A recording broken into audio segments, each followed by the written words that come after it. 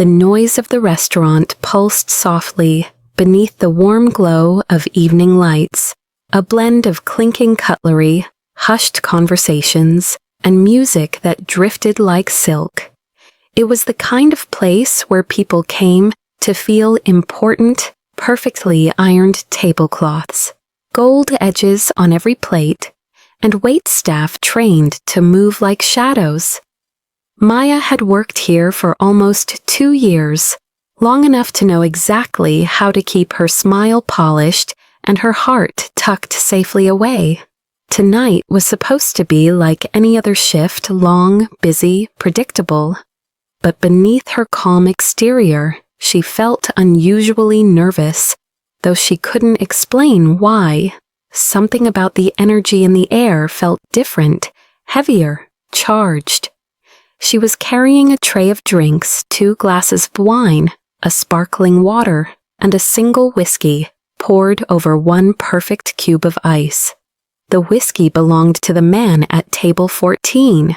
He was new, and he didn't come here like the others. She hadn't seen him arrive, but she felt him, felt the shift in the dining room when he walked in, felt how conversations dipped for a moment, how the waitstaff straightened, how even the air seemed to move differently around him. When she finally looked toward table 14, she understood why. He didn't look like a billionaire, not the loud, flashy kind she'd seen before.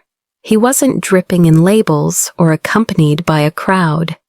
He sat alone, posture effortlessly elegant, dressed in a dark charcoal suit that fit too perfectly to be anything off the rack. His presence was quiet, controlled, but impossible to ignore. And then his eyes lifted, sharp, focused, deep. They met hers for just a breath, and she forgot, for a moment, how to move. Maya looked away quickly, chastising herself.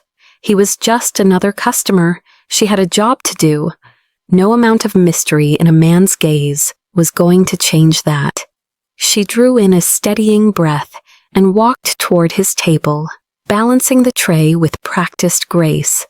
But as she approached, her heart thudded faster, not from attraction alone, but from the strange, intense way he watched her. Not with arrogance, not with flirtation, just attention, real attention. As if he saw past the uniform, past the role, past the smile. She opened her mouth to speak, and then it happened. A guest from a nearby table stood abruptly, bumping into her shoulder.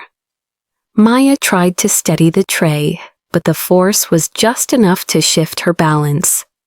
Everything tilted, the glasses slid forward, and before she could stop it, the whiskey tumbled off the edge. It hit him before she even processed what was happening.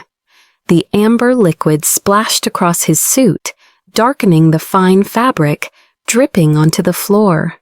The entire restaurant gasped. Someone whispered, "Oh my God!" Another murmured, "She's done." A third voice hissed, "He's the last man you want to spill anything on." Maya froze, her lungs locked, her throat tightened. Shame burned through her so fast she felt dizzy.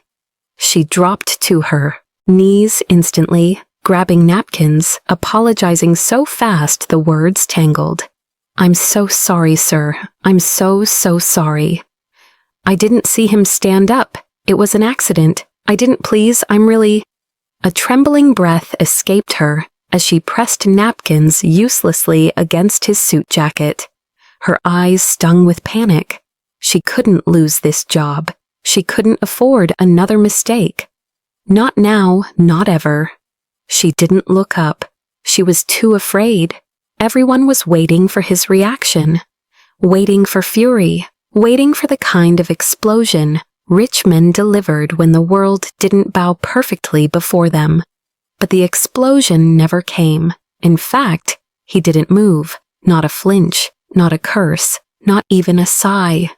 He simply looked down at her, at the way her hands shook, at the fear in her breath, at the frantic way she tried to fix the impossible, And then he did the last thing anyone expected. He knelt, right there beside her. The billionaire, this quiet, commanding man. Everyone seemed terrified of lowered himself to the floor without hesitation. Maya froze, confused.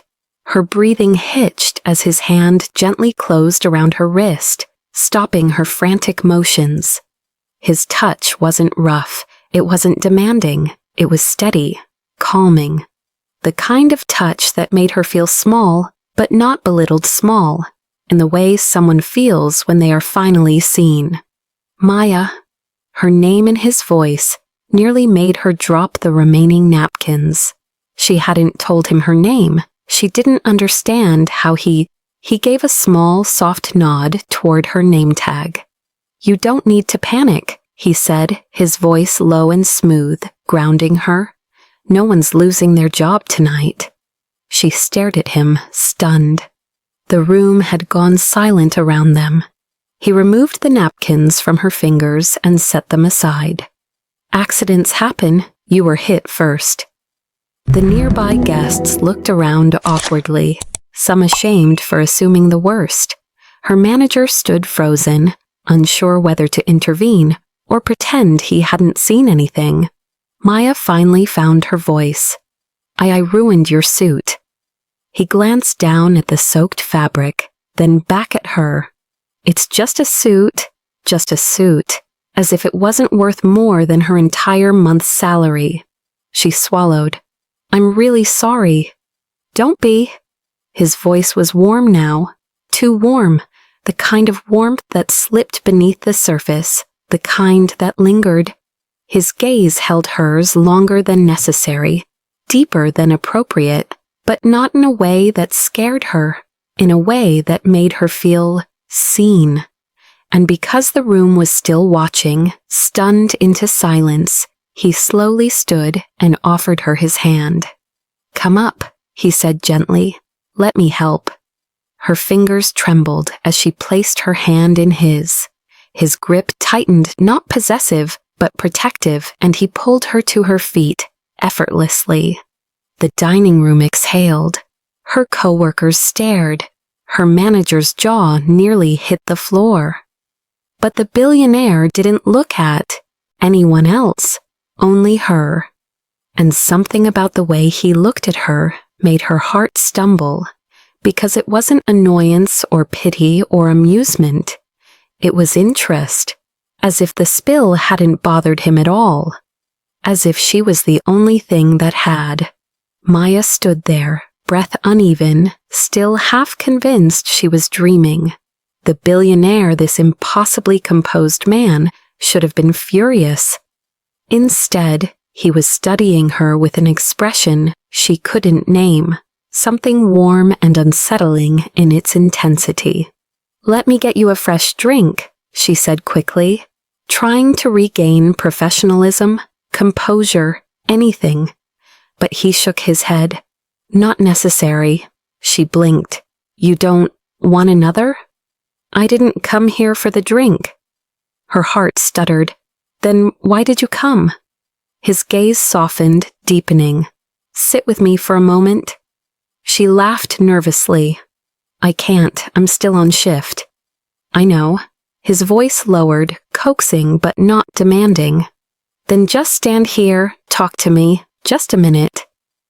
Her manager hovered nearby, torn between interrupting and pretending not to notice. But when the billionaire turned his head slightly, barely, her manager backed off instantly. Of course he did. Maya swallowed, suddenly aware of the weight of every second. "You handled that better than most people in this room," he said quietly. "Better than most people in my world." She shifted. "It was my fault." "No," he corrected gently. "It wasn't." A whisper of silence slipped between them before he added, "You don't flinch the way most people do around me." She didn't know how to respond. Should I? Everyone else seems to. He said it like a confession, not a complaint. Money makes people nervous. Power makes them careful. You don't seem afraid. Maya hesitated, then told the truth. I was terrified, but not of you. His brows lifted slightly. Then of what? Losing this job. I really need it. Something shifted in his eyes, something protective, something dangerous in its sincerity. You won't lose it. Not tonight. Not because of me. She exhaled shakily. He wasn't looking at her the way men sometimes did. This was different. This was slower, deeper, searching in a way that felt like a hand on the inside of her chest. I'm Adrian, he finally said. She almost laughed. I know. His lips curved barely. Right. My name tends to get around. Maya shook her head. I didn't know who you were until tonight. That seemed to surprise him. You didn't? I don't follow billionaire gossip, she said softly. I just saw a man standing in front of me instead of a title. His breath caught just enough for her to notice. The way he looked at her changed again, growing warmer, heavier. You're refreshing. She felt heat rise in her cheeks. That's not usually what people call me. Then, they're blind. Her stomach flipped violently. He stepped closer, not touching, but invading the air around her in a way that felt intimate. Maya, he murmured, I'd like to see you again, off the clock. Her lips parted. I don't date customers. I'm only a customer if you bring me the bill, he said, eyes glinting. Otherwise, I'm just a man asking. Her pulse hammered. He reached into his jacket, pulled out a sleek black card, and placed it on the table, between them not with arrogance, but with an invitation. Only if you want to, he added softly. Maya stared at the card, then at him. And for the first time that night, she wasn't afraid. She was curious. Adrian's voice dipped one last time, warm enough to melt the air around them. You spilled a drink on me, he murmured, and I haven't been able to think about anything else since.